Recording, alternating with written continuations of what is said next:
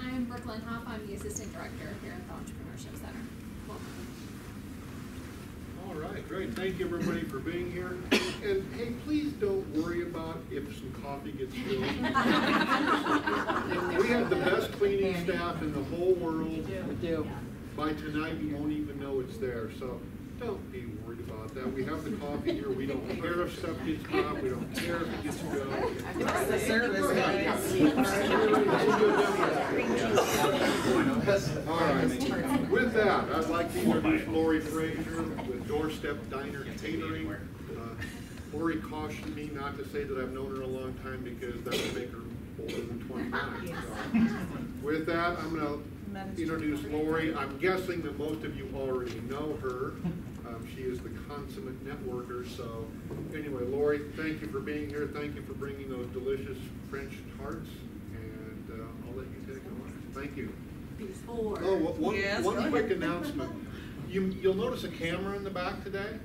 We are starting to film these sessions, and we're going to start a YouTube channel, make those available to everybody. And we'll, of course, let the speaker decide if they want to be taped. But Laurie has consented, so with that, that's why the camera's there. And we will be making those links available to people so that you can re-watch it or send it to somebody else to watch. Okay, so I'm the one that's going to make you feel old, but little known fact is she was my student teacher way back when. And 2002. And she took over my position when I left East High, and she truly moved into the cafeteria that first year of her teaching. And so to be in the food industry still, she lived and breathed in the cafeteria with her job. And so I look at that as an unusual situation, but again, all the training you've had and all the experiences you've had, you have just put it all into one here. So I'm loving it. Thank you. Well, most of you do know me. I'm Laurie Fraser. I am one of 3 partners of Doorstep Diner Catering. Chad Klein is also here. He is the newest addition to our team, and I will not speak the entire time, so please let me know when I'm getting close because I can talk forever. And I would like to give Chad a few moments to talk about his experiences transitioning from being an employee to an owner in an industry that's very similar. But when Steve first asked me to talk, this was months and months ago, and I said, of course I will. And I jokingly said, my title is going to be, I made every mistake opening this business and I still made a profit. And yesterday I'm driving in my car, which is where I do my best thing. And I'm like, you know, that topic is still legitimate, but I didn't make a profit because of the mistakes I made. I made a profit because of something entirely different. So my new title is, I made every mistake opening my business and I still made a profit because of the hustle. And at the end of the day, I believe if you're really good at what you do and you have passion for your business and you know how to hustle, you're going to get through those speed bumps and all the mistakes that you are going to make opening a business. So one thing when I think about the hustle is think back to being like a little kid and you're in the grocery store and you want that candy bar and mom says, no, dinner's in an hour.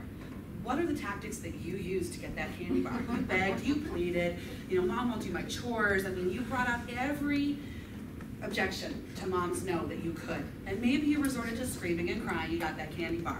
But we learn at a very early age how to get what we want through overcoming objections and hustling. And then think to like lemonade stands and babysitting, and when you're in high school you want that cute boy or girl to go out with you, or you're filling out that first job application, your college scholarship applications. You know, we learn as we grow up how to hustle. But then I think somewhere in adulthood we kind of forget that. And so I always like to kind of go back and revisit that. I have a firm belief that everyone is in sales. And I worked for a man who was a motivational speaker that was out to change sales culture, talking specifically about everyone's in sales. And he would get people in a room, and he would not speak to a group unless every employee was there. So maintenance employees, custodial workers, CEO, every single person. And he would say, take out your business card. And people would take it out. And he would say, if you don't have one, write one down really quick on an index card. And then he would say, cross off your title. And there were people that were very, very offended. You know what? I worked 30 years to become Grand Poobah of Exxon. They were really, really super offended when they said cross off your title. But he said, now write down what you do. Don't tell me what your title is, tell me what you do. So if you hear me in a networking group, you're gonna hear me say things like, tell me how you spend your day. And we'll never say, what do you do? Because you're gonna say, I do IT solutions. That doesn't tell me anything. So I always will ask that question, and I'm usually caught off guard, but I get more authentic answers. So I technically am the CEO and event manager of Doorstep Diner Catering. Austin asked me how I spend my day. I spend my day working with brides who have no idea what to expect when hiring a caterer, and I walk them through every step of the catering process. I bring them into my tasting room. We allow them to try the food. We talk about what goes into the food. We talk about exactly how their day is going to go. So I take away their fears and I eliminate their stress. Amy, ask me how I spend my day. Amy. And that's Tate. That's awesome. How do you spend your day? I work a lot with corporate clients, and corporate clients are my easiest ones, but what I do for them is provide a high quality experience they're not getting elsewhere because I don't own a freezer, so my food is fresh source. I also provide service, which a lot of people don't. There's drop and go and there's service. You can simply bring the food and leave it, or you can hang around and serve it and talk and interact, and that's what we prefer to do. So I like to spend my days working with corporate clients that appreciate that extra step of having a staff member on site to interact with their team. Deb, ask me how I spend my day. How do you spend your day? Managing Chad and Jeff. That's full Yep. Yep. I do most of my business on the phone in my car, which they've come to maybe appreciate, but I work full time. And so during the day when I'm in my car, I'm calling into that kitchen all day long with leads, with targets, with follow-ups, with emails. All day long they're getting phone calls from me. Yep, it's my primary method of communication, and I know they love it when I pop up on their phones. So back to my topic of all the mistakes that I made. I made a lot of mistakes. So if you had asked me 5 years ago if I was going to open a catering company, I would have said no. If you'd asked me 4 years ago, I would have said you're ridiculous. No. 3 years ago, I would have been like, well, no, because I'm opening up a home-based delivery service. So I was fortunate enough to meet someone who's a really, really talented and gifted chef. And he had a dream to open up a restaurant. He had a concept. We were looking at names. We were scouting location. We were doing all that preliminary work you need to do. And there were two huge barriers to entry. Money and money. And the problem was we wanted a great location. We couldn't afford the great location. So we looked at secondary locations. And then we thought, well, are we going to do a build out, or are we going to buy something that has all the equipment that's turnkey? Okay, well, turnkey is expensive and it's not built specifically for my needs. So I had to try and fit into someone else's vision in their box.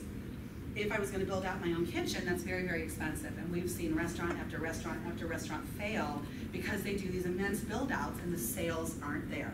So we were smart enough to look at sales projections at least and know that a build out was probably not something we could do. So we looked at a model based in California that was focused primarily on busy moms, busy families, people that didn't have time to cook their own food and they were tired of eating out and they wanted a high quality product, but they just didn't want to go out all the time. So we created Doorstep Diner as a home-based delivery service from our doorstep to yours.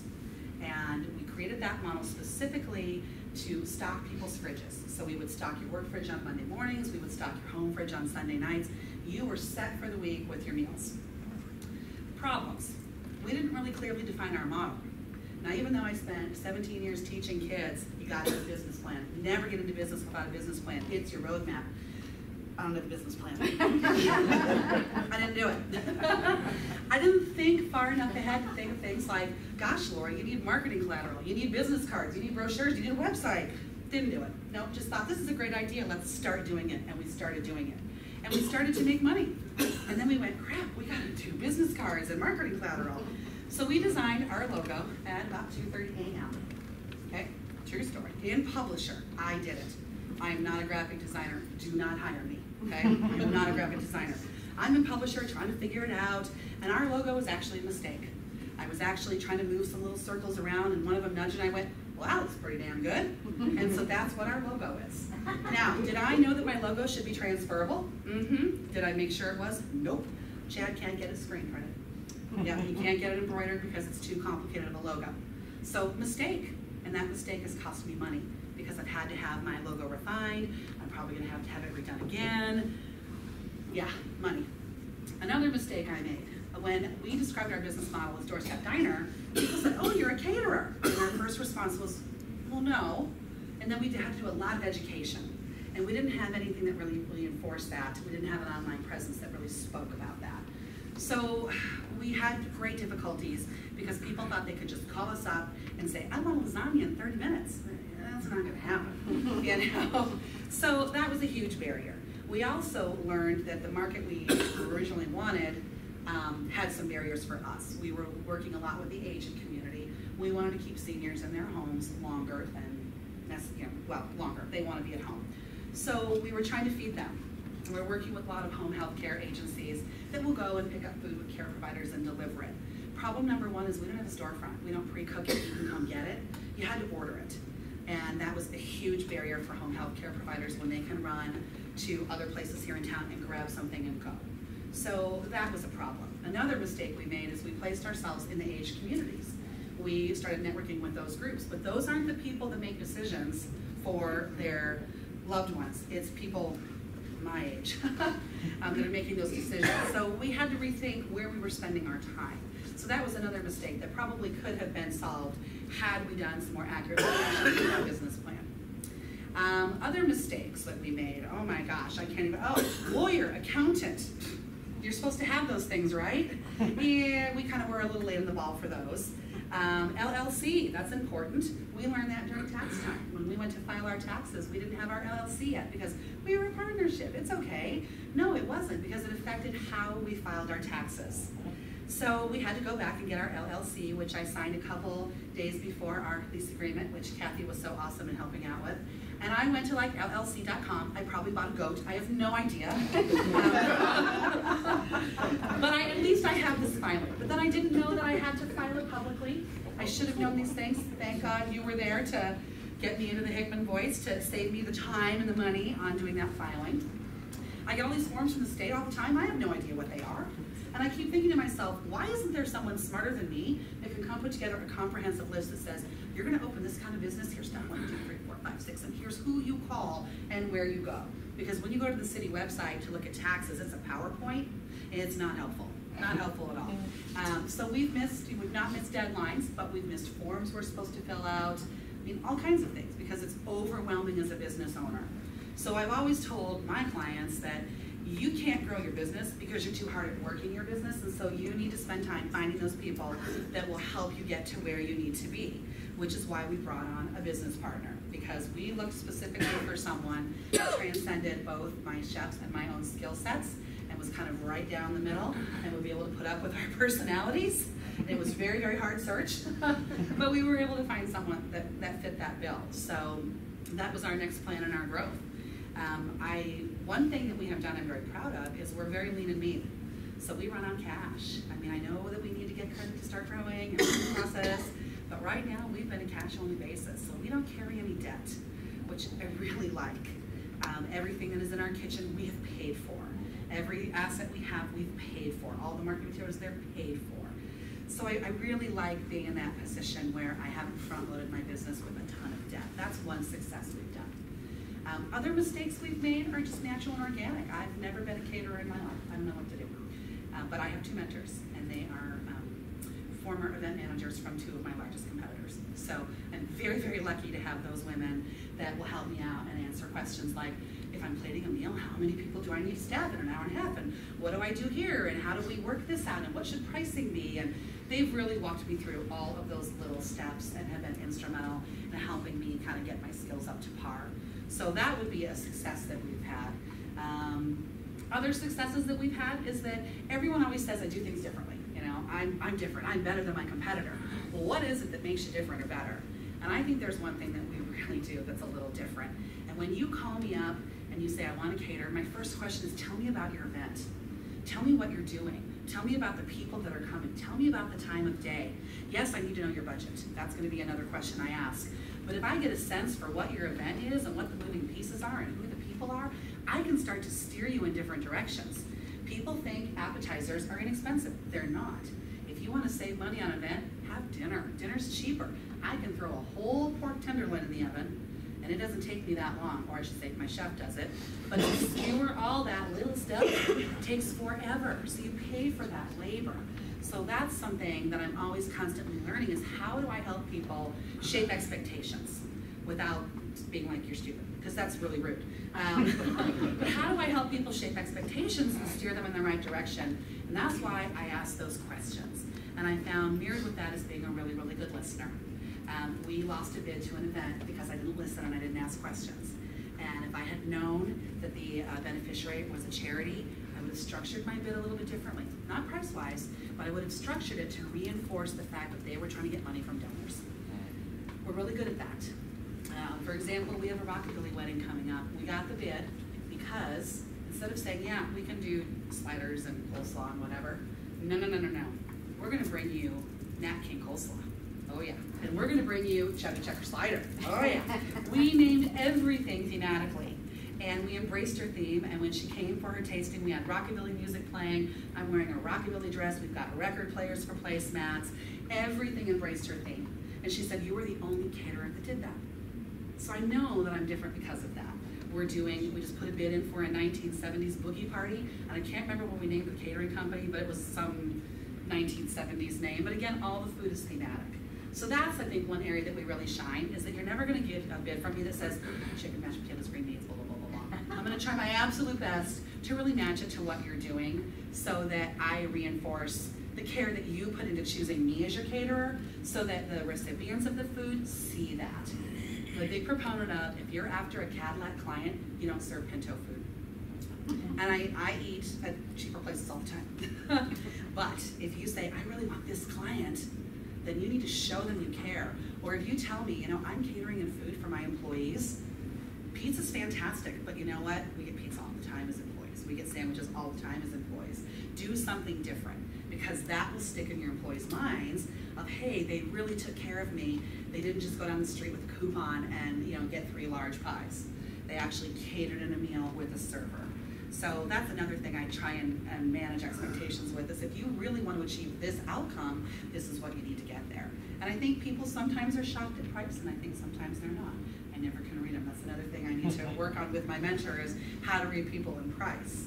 And I don't know how I'm doing on time. I'm probably, okay, good. Well, I wanted to bring Chad up here for a little bit and talk about like his transition from being in the restaurant industry that caters to becoming a full-time caterer. And maybe some of the challenges or surprises that he didn't expect. And I put him on the spot. I kind of alluded to it earlier. And then I also like the fact that I think one of Chad's skills is team building. If you've met my chef, he's very introverted, and he gets very stressed at events, and so he barks at people.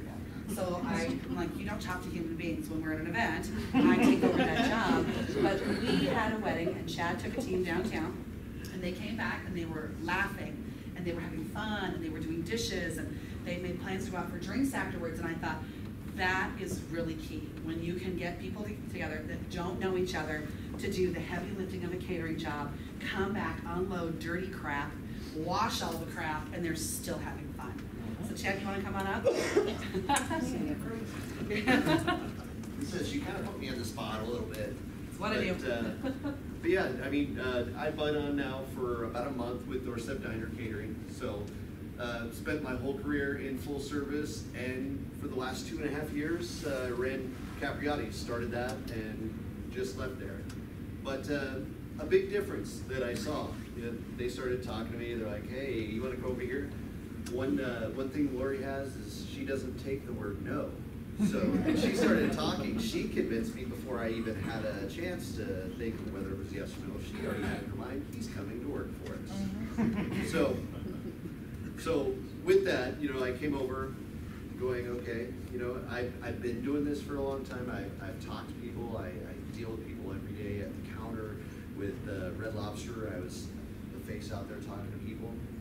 But coming over here, it's all about, I have to use every decision that I make is about how is this going to affect us in the future. Everything is, how is this going to build the business? Is this going to hurt us for the long term? So I've been learning a lot from Laurie. Obviously, she's the talker of our trio. And that's something that I'm learning. So something I brought to the table, the team building thing. I've always, in my career, I've worked with leaders that were scared of their team went out shining. I look at every team member that I have and that I've had over the years, I want them to want my job. whether they take my job or not, I want them to want my job. I want to teach them everything that I do, because that makes my job easier. I mean, I want to go home at the end of the day going, I felt like I didn't do anything, but then I think back, I'm like, this, that, the other. It's a great feel to be able to see a team member succeed off of what I do. With Red Lobster, there's still leaders amongst that company that I hand chose, that I took under my wing and said, okay, this is how you do it. Like, I asked them, one thing I always ask when I'm building people is, what do you want to learn? Usually they're like, I want to learn how to do inventory. I'm like, I can show you how to do inventory in 5 minutes. It's all about teaching how to lead people. You can't teach how to lead people in a couple weeks. You got to take time over time, give them tasks and all that. So that's something that I've excelled in. And going through the other places, Capriati's are the general manager there. I worked with her since day one. And she's like, well, move me up, move me up. I'm like, I will move you up when you're ready. So, and I believe in making your team experience better than yours. I mean, my team follows me. So I've had people that have followed me from Red Lobster to Capriati's. Hopefully in the future, as we grow, we'll pull them over to Doorstep Diner Catering. There you go. Absolutely.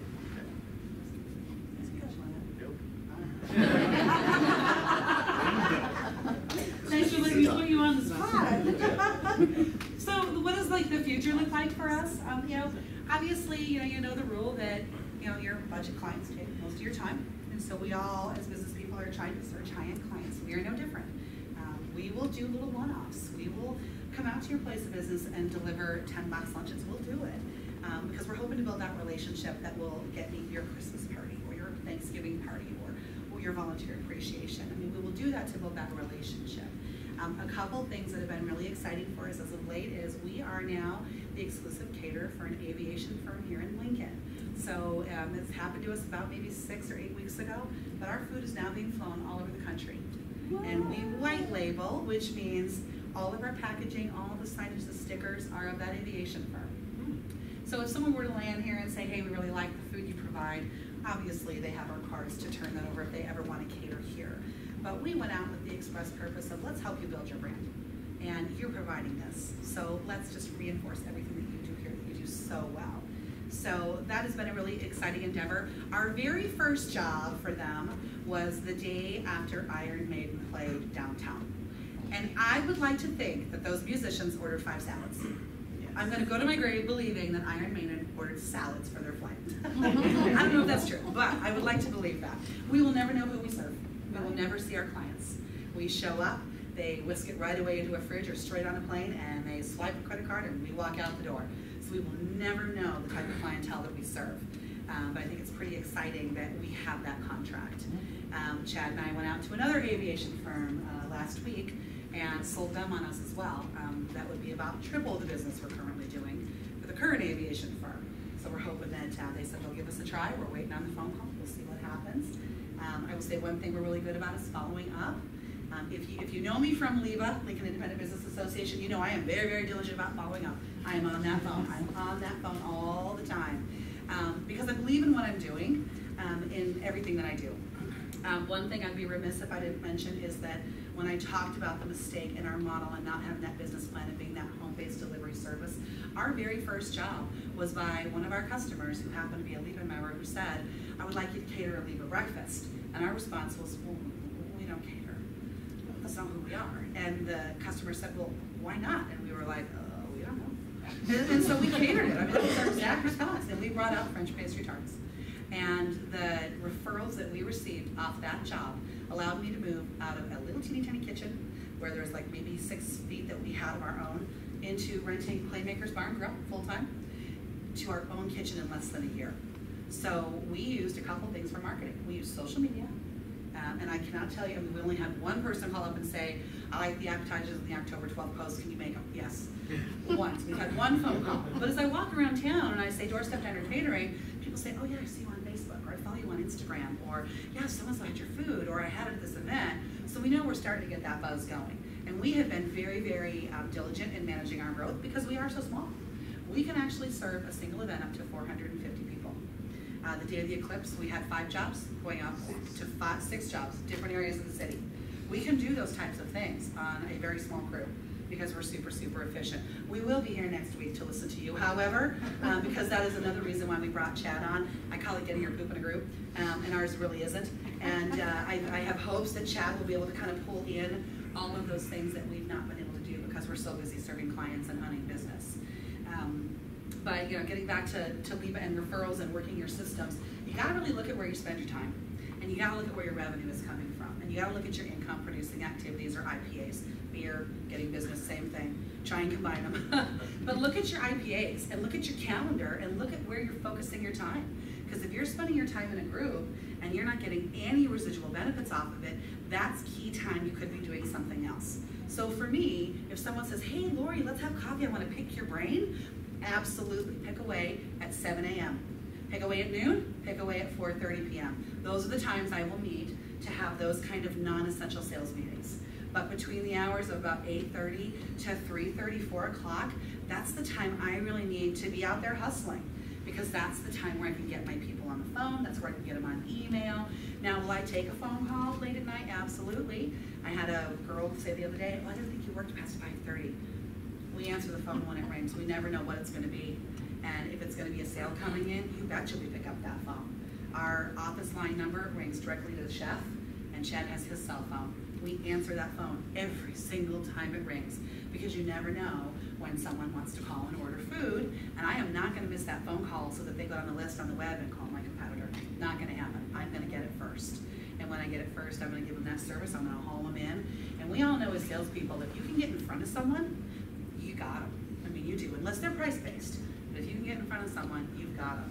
And that's one thing we don't do. We don't compete on price, because there's always someone that will undercut us. So I don't believe in the Walmart model of pricing.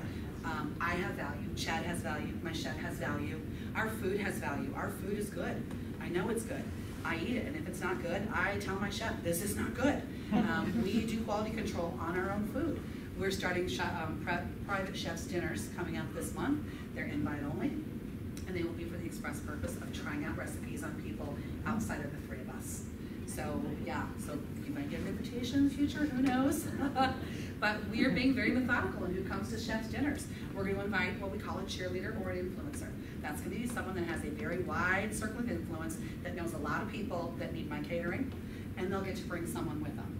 And then it's going to be somebody in one of our networking groups, and they get to bring someone with them. And then it'll be a friend, and they get to bring someone. And we figure if we bring the friend and their spouse or whatever, it kind of breaks it up as, we specifically chose you here because we're selling to you. It's kind of our slide on the lowdown tactic. But we think they're going to become kind of fun. We think they're going to be highly coveted. We think people are going to want to do it. We have a lot of really good vendor relationships. So by the time we blow through all the photographers and wedding planners and event owners, all those people, I mean, we're going to be 3 or 4 years down the road stacking up to get through all of our vendors. Another thing we've started doing is blogging. We now blog on Tuesdays, and that blog is all about our vendor relationships. So we focus on a key vendor that we do work with. Of course, backlinks are good for SEO. Another thing we're going to do, because I have so much time, is we're going to start blogging on where caterers eat when they're not catering, because we have the worst eating habits in the world. We're sick of cooking. We just pick at what's in the kitchen. I think I had a moon pie for dinner last night. I mean, we have awful eating habits, and we tend to want to, at the end of the day, go have someone else serve us.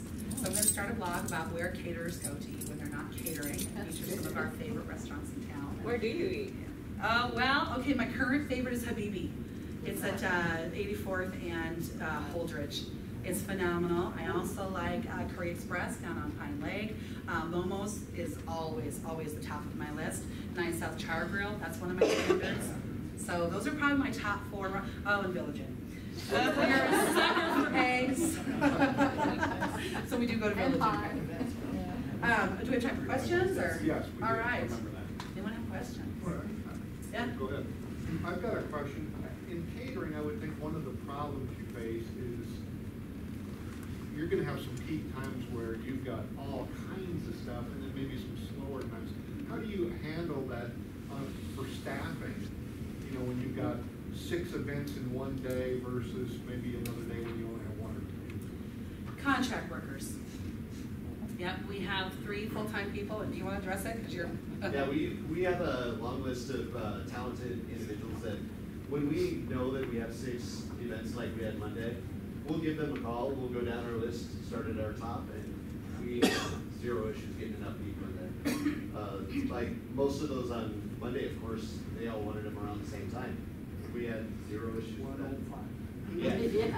Yeah. So that's how we do it is we find the talented individuals that are interested in being a part of this, and we're looking at these people for potential future employees. So. We will be hiring another person, probably February, March of next year. We're going to hire another event manager, so that when we are split between large events, that we've got another female there to make sure that placement of force is perfect and that kind of stuff, because the detail is important.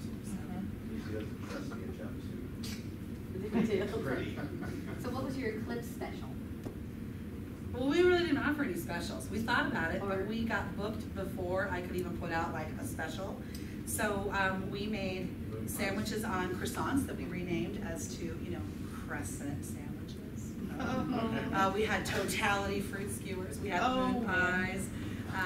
We really just took some of our standard things because people had already ordered those and just gave them really creative names. That's all we did. Yeah, you made moon pies from scratch, whereas some other of our competitors, they went out and got Little Debbie's moon pies. Yeah. We made them From scratch. which I didn't get to try. I did not have one for dinner last night. Yes? The chef's dinner that Yes. you're gonna have, where are you gonna hold that at? We're gonna hold that in our kitchen. Yeah, we have a tasting room in our kitchen that's really nice, and we shut off all the overhead lights, and we just have task lighting, so it's very intimate and very upscale. We set it for a 5-course meal. But for our chef's dinners, I think we're probably gonna haul out one of our 8-foots. We'll dress it as though it's a 5-course meal, but it's probably gonna be in our kitchen itself. I guess Jeff's vision for that is that we want people to feel comfortable to move around, to use the restroom, to get another beer out of the fridge, that kind of an environment where it's just really low key and informal. And like our first one we're doing is macaroni and cheese. We went to a wedding and we served macaroni and cheese. The taste was phenomenal, but Chad and Jeff were really unhappy with the consistency. So they're going to be trying different mac and cheese recipes. So the people that come to the first chef's dinner are our guinea pigs, and they will try it blind, just the 3, give us our feedback, and then once they've given us our feedback, we'll bring out large bowls of family-style macaroni and cheese with all the different toppings. We use essential oils in our food, and we are trying 2 different carrot recipes. We always infuse with orange, and Jeff wants to use an orange and something else, I don't know. So he's gonna also be trying his different carrot recipes that night.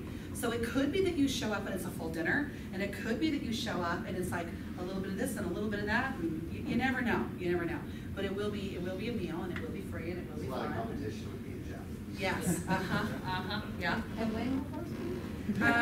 They're once a Can't month. say right offhand. Our first one is next Tuesday. Yeah, and we'll try and do them once a month. It'll probably be on like Monday or Tuesday nights. Those are really low catering days, so we always schedule it around when catering happens. So. Hey, Laurie. Yes. You're looking over there.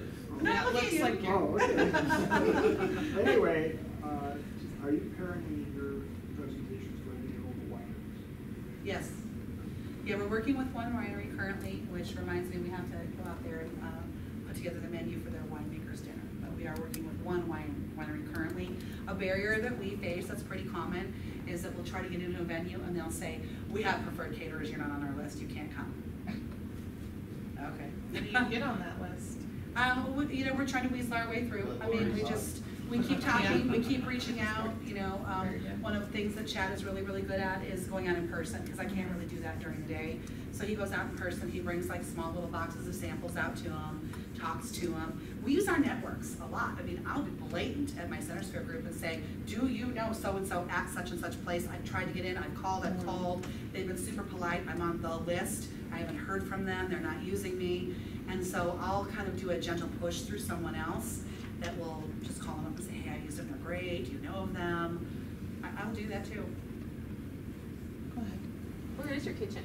We're at 56 and Old Cheney. We are north of Laszlo, south of Petco. Nice. There's a little strip mall. We're very hard to find because we don't rent the front space of the building. So we don't have big signage. We're down a little alley, very speakeasy. You have to knock with a secret knock. Nice. I love it. Yeah, I can't tell you.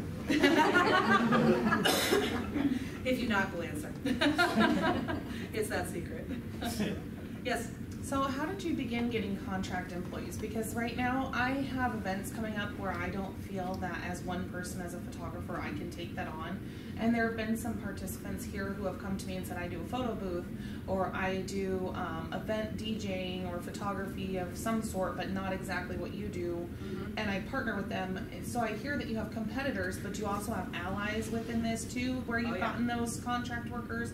And then like, how do you set up that contract work relationship? And like, as far as a contract goes, where can I find a good? We 1099 our people. Okay. If they're a one and done, I mean, if we're gonna pull someone in, like let's say Austin has a Tuesday free, he goes, hey, I can help on Tuesday, great, I'll bring him in. I'm gonna cash him out at the end of the day and go pay your taxes. Yeah.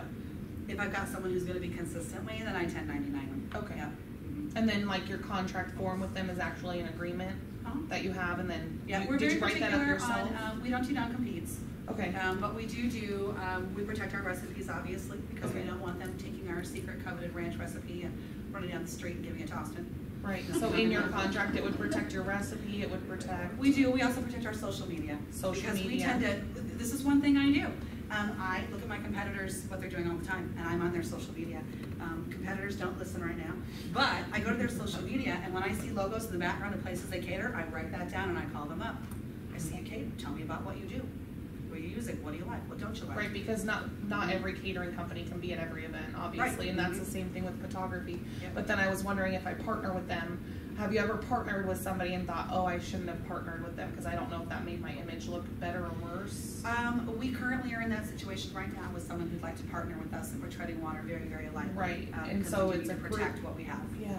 Okay. Mm-hmm. All right. And then probably at the end of the day, we won't be partnering. Okay. Just Yeah. because, If you have any hesitation, I always like maybe trust my gut, but then in the business world, it's like, am I missing an opportunity?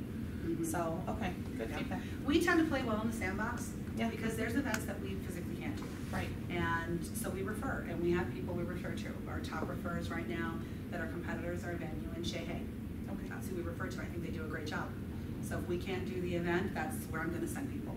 Right. I tend not to send people down the pipeline to the budget caterers.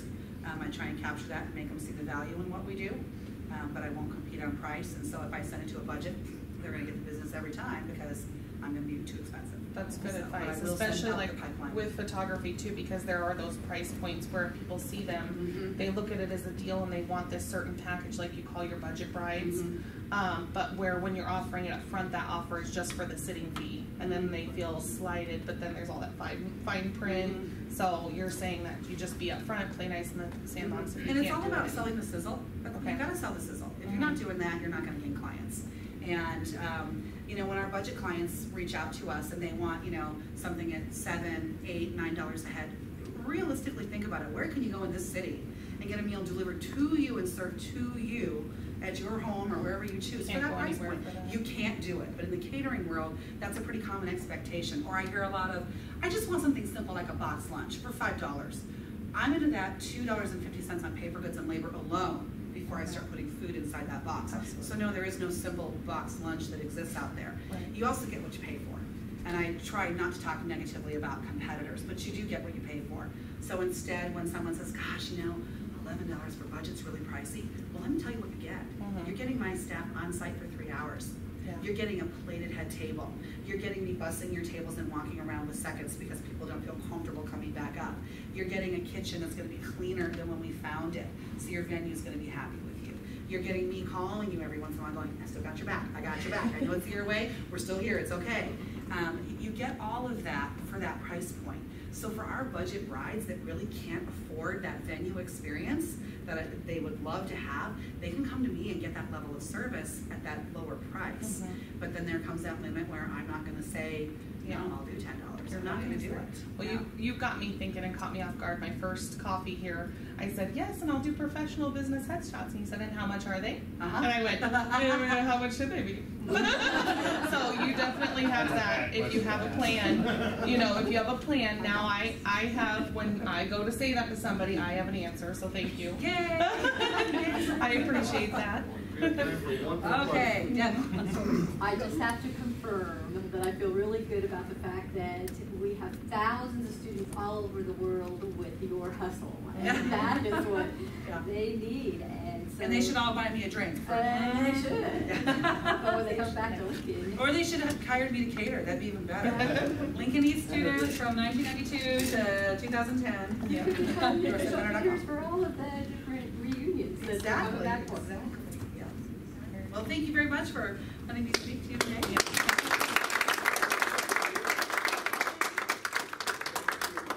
Our 10th anniversary mug, and you can hopefully, we need a travel mug so you can, as you travel around the city, you can have a car.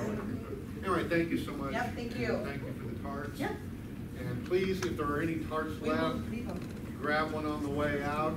You can hang around, visit with one another as long as you like, exchange those business cards, do a little networking. Any open office with a light on is available, so walk around and look at the offices that are available in case you or a friend have an interest. Hey, I know somebody you can order them travel mugs from. Thank you for being here, and hopefully we'll see you next week. You want to join my marketing team? No, I'm just joking. That's great. Y'all need cheerleaders.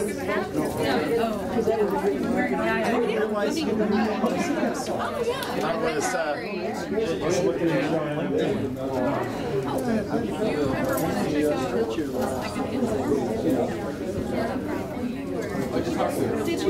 Excuse me, sorry. We go all over the town.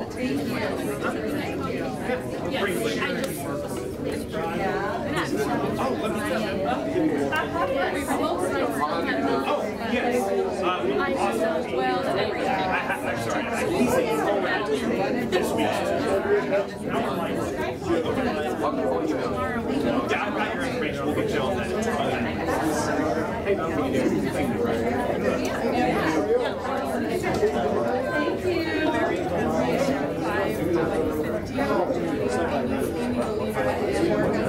So, if you want to I was coming over to see you.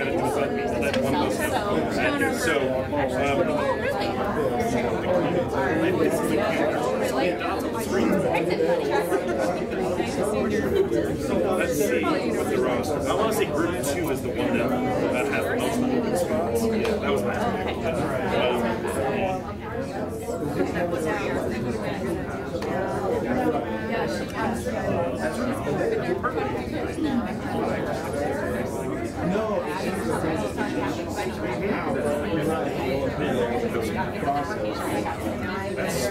that's very smart.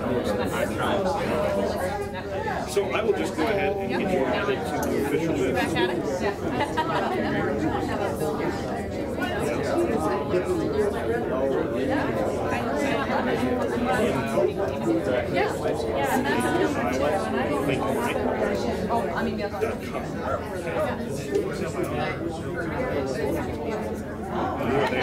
No, they're in my alphabet, but I was like, I felt it. It was other people's. I've never seen it.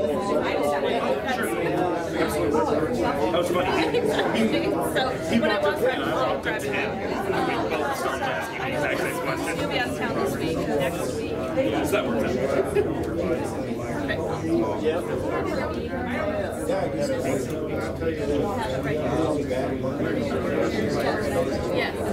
I just don't know. Next week is number 2. It is the first. We are. It's going to be just kind of an open discussion. There's no presenter at at this point, it's supposed to be at the Bay, but we have to confirm it. We should get that confirmed this week. But Yes, you're the captain. I'll put your list. Yeah, so you'll get,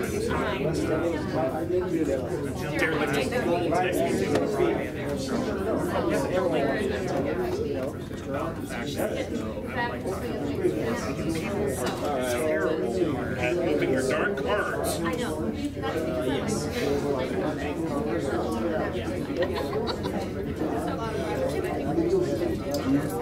does still come for us. Yes. It's the thing that we really are focusing on because we're trying to have this model of business, entrepreneurship, incubator. We're trying to get that. So we don't want to nobody comes in and says, we're going to bring you 200 jobs, we're going to build $1 million building on your tax return. No, we're not. So, yeah, so we're going to stick with small, but if we're going to get those small things like that, we've got to have that.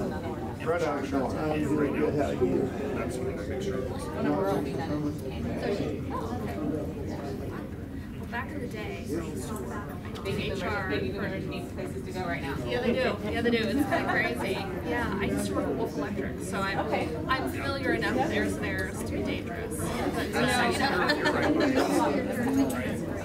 yeah. I know it's been a while since I've been like. Well, if you, here, I'll give you one. And it goes like this. And it's so funny because it does. It's all signature too. I'd like to talk to you. Yeah. No, I want to. Well, if you're buying, So, don't buy it. Oh, I will. Yeah, but There's not a lot of random info out there. it was funny because when you're Oh, it's going pretty good. It's freezing in here. It'll probably feel like the Arctic when I open it. but no, I want to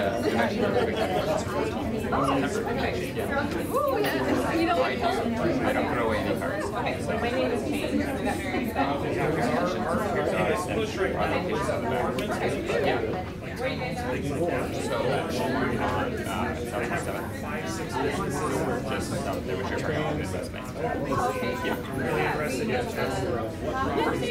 That's exciting. You're across the street.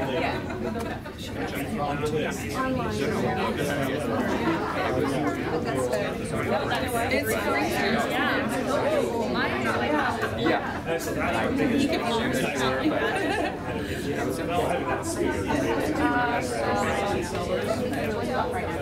How many times? I've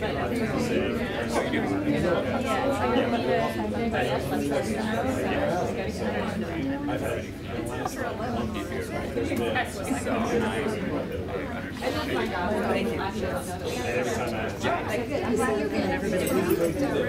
It's like,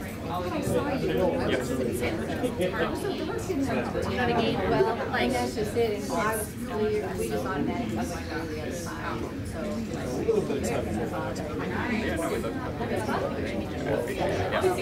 Yeah. I did that. Well, I'll be honest with you. We had it in We're not like at a restaurant, that's fine, but like, I always feel like I try to there's a few of them. I feel really rude when somebody's talking, like, They cheat. you know? Yeah, they open for 4 or 5 months before. Now they're great services. Okay.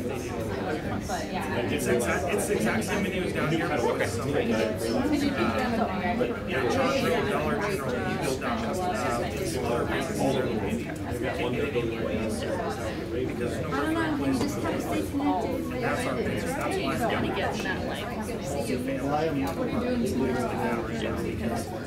with our housing stuff, everything like that. I try to put it in 72 units. Okay, yeah. But it ends up coming In fact, most everybody that I've talked to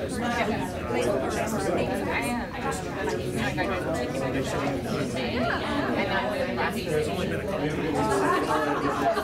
I wouldn't like it in my backyard, but it is because they don't understand some of them really not.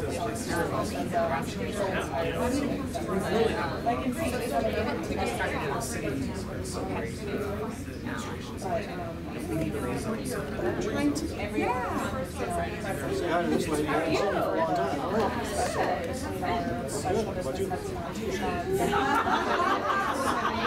that's why it's that's the big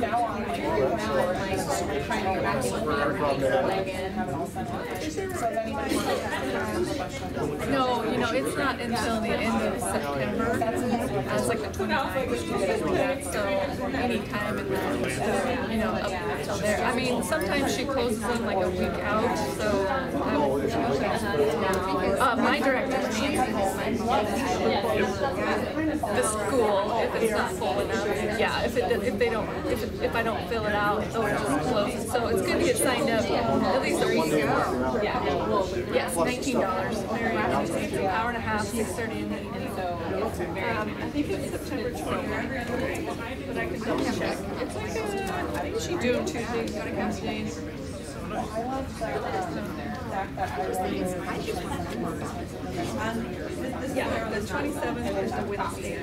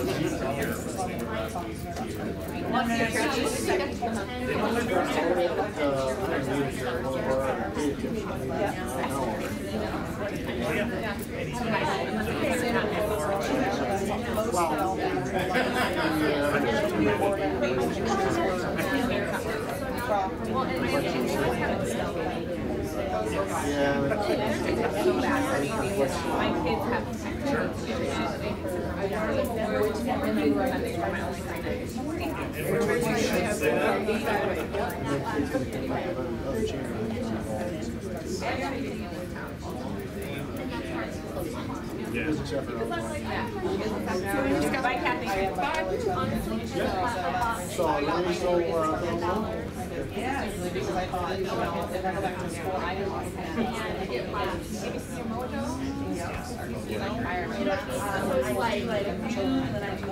so if I can work on this and build this and make us a living, so it's tougher to smaller schools like this. So I do, yeah. So let me know what you're curious. I really like that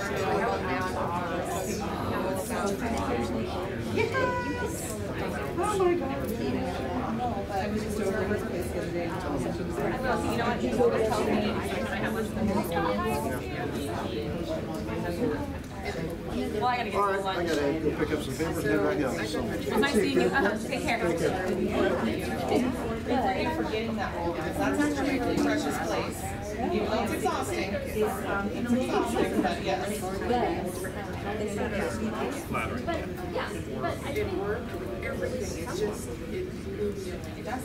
$250 a week per child per week. Like that's that's a twice accredited good school, you know, like where you're talking about the T Academy and things like that, where they don't get gold numbers.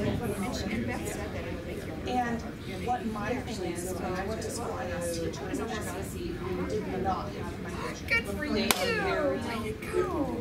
need to put teachers in these classrooms like Head Start, this, like that. I was so curious because social class or so, you know, because to make a neutral. We just have to do everything to and I just watched an amazing documentary.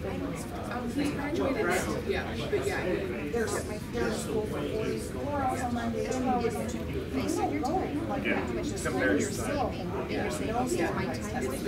And they are so there's this standardized. So when I was going to school, Absolutely, absolutely, which is why I believe in Head Start, because it causes the teacher to create community with those non-communal neighbors that are not in the neighborhood. You know, it creates a neighborhood so that you can have community. So that's the one organization I thought about going back to, because you can make those kids feel like something. Which is actually, and it's based on the population that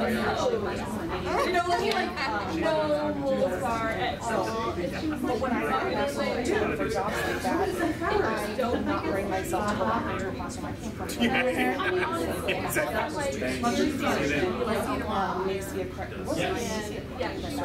which is also crazy when you think about it. I worked with I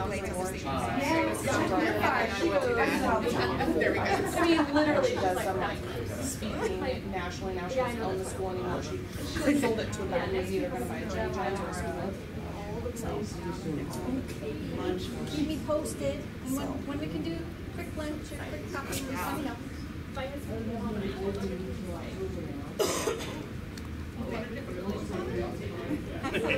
I like vision without. This one's like in the end. Well, just let me know, because I'm kind of mobile with doing what I'm doing. Although I'm going for a week down to Missouri over Labor Day, and then I'll be going to Phoenix at the end of September. So, not Labor Day weekend, probably the weekend after. Rosario. Rosario? No, her name's Michelle. So, The party. My business is full, so now I have to finish. I mean, she literally Yeah, I was gonna say. You should see me yesterday. I was dressed yesterday. I know, when I first saw you, I kind of did. I was 3/4 dressed then.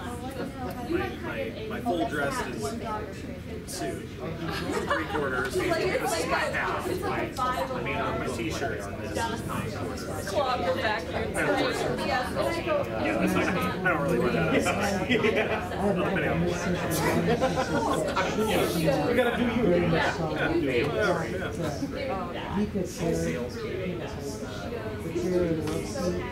The actual original paper. I know. You really have to look at your That's a good point, sir. Should I do that? Where I go under it?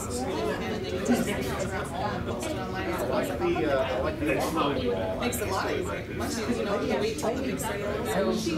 You can do an online sale to take all the pictures and have And I was like, oh, I you got to schedule when you have Facebook and Fraser more because it's list their value. It's not very easy. They're not going to see the same. And you'll get people that will show up and say, She's not your slave. Incorrect.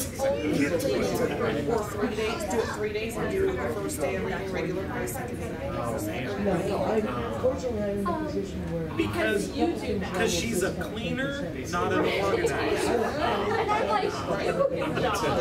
An organizer can help you figure out what's right. First day, and they see it as a sale at 10%, even though maybe the first day we're like, they see the sale the next day, and they see it's going away the third day. Oh, look at that. okay. All right, good to go. When I am on Facebook and I see that, like when I bought my editing software, it was the third day and last day that he was going to do it. At least you're not like my grandma. She has a weekly best friend that moves every single week. She will vacuum and wipe counters down and things like that before the lady comes. Yeah, I think I'm just like, I don't understand. I know. She's like, well, it's just good, but I just whatever. Yeah, mine's called the Perk. right. Yeah, I The entire living room. We've already talked about some of that. You wanna, I've seen your place a bunch of times, you wanna see what Yeah. I've still got some of No, that's See, this is why I got rid of drawers in my house. I have maybe 3 or 4 drawers in the entire house that is not for clothes. Because otherwise everything would just boop, we're in a cupboard. Boop. No, not anymore. I'm about any flat surface is fair game. And you know what's in the I know what's Oh, I know what's there. It's still, and you know that one form, you know that one form is under the 8 form down to the right with the coffee stain on it. Yeah. I know that it's in that pile, so that pile has that thing. in that on that pile. They're selling stuff.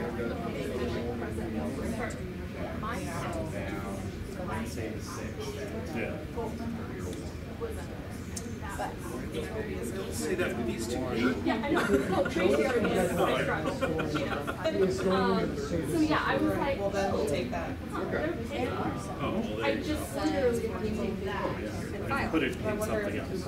And put it in. At the other end of the buffet. Right. No, The file pile. The file pile. I have those too. The problem is, as the piles get higher, they kind of fall into each other and then start commingling. And then I swear they have paper babies.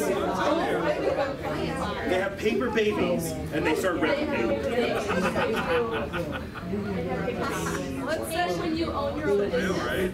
your business crap starts to intermingle with My business crap is 100% paperless. Anything that comes, there's one thing that comes in paper, gets scanned and thrown away. And that's my stupid health insurance statement. I'd probably get 10 promotions to vendor. And then they auction those. Sometimes there's Oh, yes, yeah. where they're already going before my start. I mean, I get a U-line. I get a thick U-line one, like once a quarter. I don't because I take 45 minutes flipping through it. Like, wow, we need $45 toilet paper rolls. I just toss that in the recycle bin. I mean, I do, but I don't. It's like one of those things you love to hate. You love to hate them. What tool is that? I never have time. I really do. I've never bought anything. You know, when we're kids. Right? It's so cool. I'm so down for it. God, what do I need this sign for? I don't. That's really cool though. I'll come up with some reason to get that. That's why it immediately goes into the don't open it anymore. I'm still not buying from them because then I'm worried I'm going to start getting 2 counts. All right. Thanks, Yes. I would like to come late. Have a good one. You too.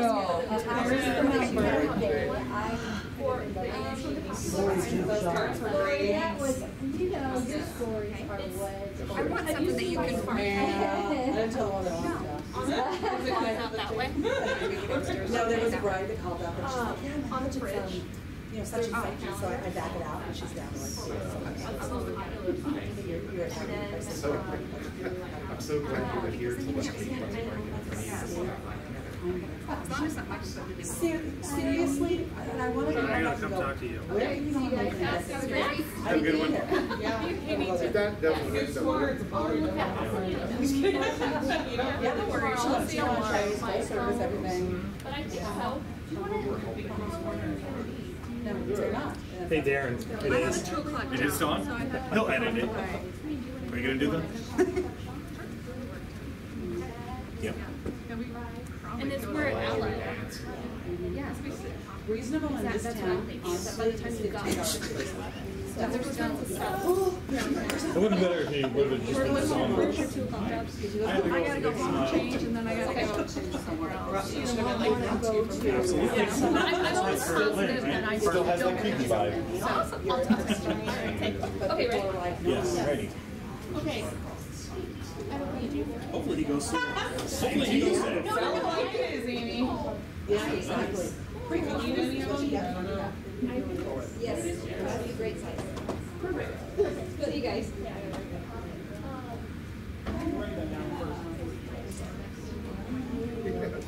If you would, let me take here.